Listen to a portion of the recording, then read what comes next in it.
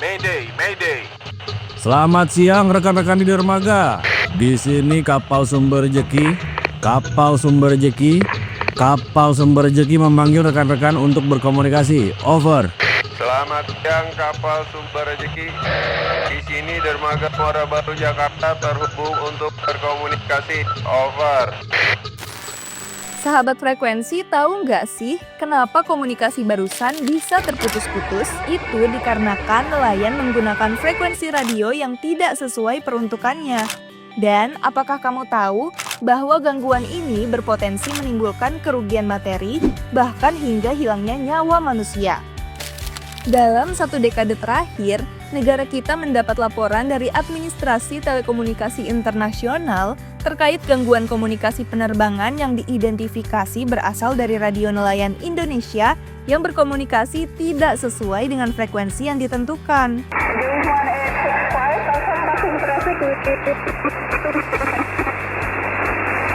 Copy traffic, now position. Sudang pae Mas Wan, ono ganti. Sudah disampaikan daerah ganti. Ayo sampeanmu, ono ganti. Hal ini disebabkan kurangnya pemahaman nelayan atas penggunaan spektrum frekuensi radio yang benar dan tidak mengganggu komunikasi radio penerbangan, serta kurangnya kompetensi dan keterampilan nelayan dalam mengoperasikan perangkat radio dan tata cara komunikasi radio untuk keselamatan pelayaran. Terus solusinya gimana dong? Tenang, sejak 2019, Ditjen Infrastruktur Digital Komdigi bekerja sama dengan Kementerian Perhubungan dan Kementerian Kelautan dan Perikanan telah meluncurkan program Maritime on the Spot, yakni layanan publik secara jemput bola dengan membuka sejumlah loket pelayanan izin stasiun radio maritim serta memberikan edukasi ke masyarakat nelayan dalam bentuk bimbingan teknis sertifikasi operator radio langsung di pelabuhan perikanan pada 8 wilayah kerja UPT Ditjen Infrastruktur Digital yang kemudian diperluas ke 35 wilayah di tahun 2022. Sasaran program ini adalah meningkatkan pemahaman nelayan atas penggunaan frekuensi radio yang benar dan aman, serta meningkatkan kompetensi nelayan dalam pengoperasian perangkat radio untuk keselamatan pelayaran, dan memiliki kesempatan untuk bekerja dengan pendapatan yang layak dan lebih produktif.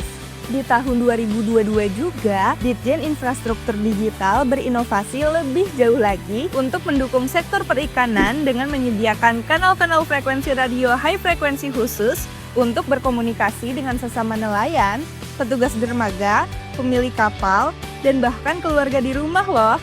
Mengingat dalam sekali berlayar, nelayan bisa meninggalkan daratan berhari-hari, bahkan berbulan-bulan. Sementara nelayan belum bisa sepenuhnya mengandalkan telepon selular, karena di tengah laut sering tidak terjangkau oleh sinyal dari menara BTS. Selain memberikan alokasi kanal frekuensi, pemerintah memberikan bimbingan teknis komunikasi radio umum dan menerbitkan special license atau izin komunikasi radio perikanan dengan masa laku 1 tahun. Nah, di tahun 2023, Ditjen Infrastruktur Digital kembali berinovasi dengan menambah kanal frekuensi very high frequency untuk komunikasi radio nelayan, serta menambah masa laku ikran menjadi 5 tahun sesuai dengan Peraturan Menteri Kominfo Nomor 8 Tahun 2023 tentang komunikasi radio umum untuk mendukung sektor perikanan. Selain itu, Ditjen Infrastruktur Digital juga melakukan sosialisasi dan edukasi dalam berbagai bentuk kepada para nelayan tentang teknis tata cara berkomunikasi dengan frekuensi VHF dan HF di radio, serta manfaat yang dapat diperoleh untuk nelayan.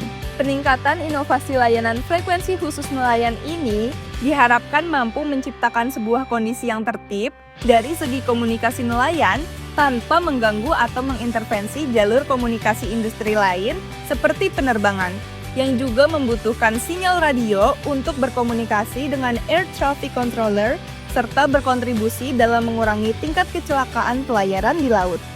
Selain itu juga, dengan adanya kanal-kanal komunikasi radio khusus ini dapat memberi dampak dan manfaat positif, khususnya untuk meningkatkan pemberdayaan sektor perikanan Indonesia.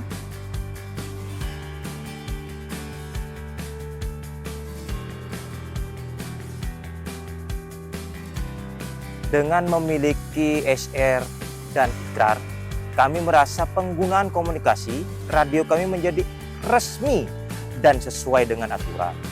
Sehingga tidak khawatir saat ada razia penggunaan radio. Ya, kami dengan ini memiliki SR dan IKRAR, kami merasa menggunakan komunikasi ini, kami lebih resmi sesuai aturan sehingga tidak khawatir lagi saat ada razia.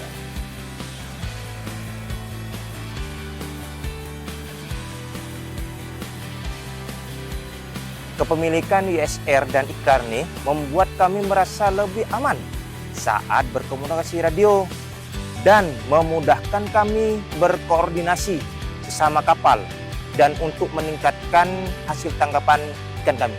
Ya, tentunya kami ya lebih aman dengan adanya IKRAR, ISR membuat kami merasa lebih aman saat berkomunikasi radio dan memudahkan kami berkoordinasi satu sama lain sehingga meningkatkan hasil tangkapan kami.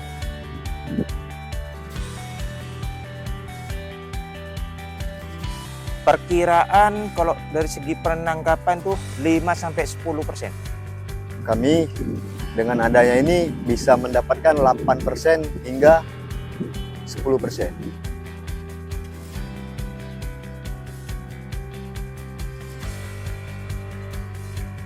Oke, untuk pengurusannya itu mudah. Paham saya tentang cara berkomunikasi tentang masalah radio dan tentang cara-cara pengurusan. Gini, kami sebagai selaku nelayan sangat berterima kasih dengan adanya program ini. Jadi kami para nelayan bisa lebih tahu dengan cara memakai program ini atau memakai alat-alat radio.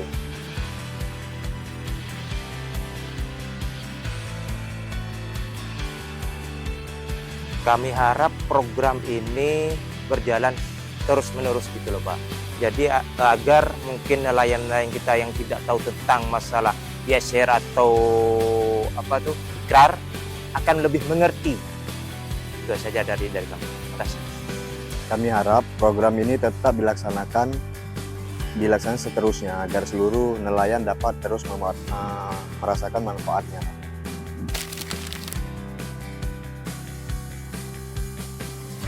Terkait dengan program Maritim on the Spot atau memang lebih tepatnya lagi afirmasi perizinan untuk komunitas atau masyarakat nelayan sudah melalui 2 fase. Fase pertama terkait dengan perizinan ISR Maritim dan fase kedua adalah terkait dengan diimplementasikannya IKRAN atau izin komunikasi radio komunitas nelayan. Nah, ini yang berikutnya diharapkan bisa masuk ke fase 3. Karena kita menyadari betul bahwa pelaksanaan IKRAN ini baru sebatas pengetahuan dasar dan kita ingin benar-benar itu bisa dimanfaatkan secara optimal oleh komunitas nelayan. Nah, fase 3 ini selain intensifikasi atau ekstensifikasi terkait dengan ISR Maritim dan IKRAN, kita juga ingin ada intensifikasi terkait dengan IKRAN ini benar-benar dipahami dan digunakan dengan baik dan benar oleh masyarakat nelayan. Itu targetnya masih panjang perjalanan untuk MOTS, tapi kami percaya bahwa itu adalah bisa memberikan solusi yang baik untuk masyarakat nelayan demi kemajuan masyarakat nelayan itu sendiri dan juga untuk tertibnya penggunaan spektrum frekuensi radio di lingkungan perikanan. Terima kasih. Yuk kita dukung nelayan di Indonesia agar lebih tertib, aman, dan nyaman dalam bekerja. Share video ini ke teman-teman kamu biar pada update juga.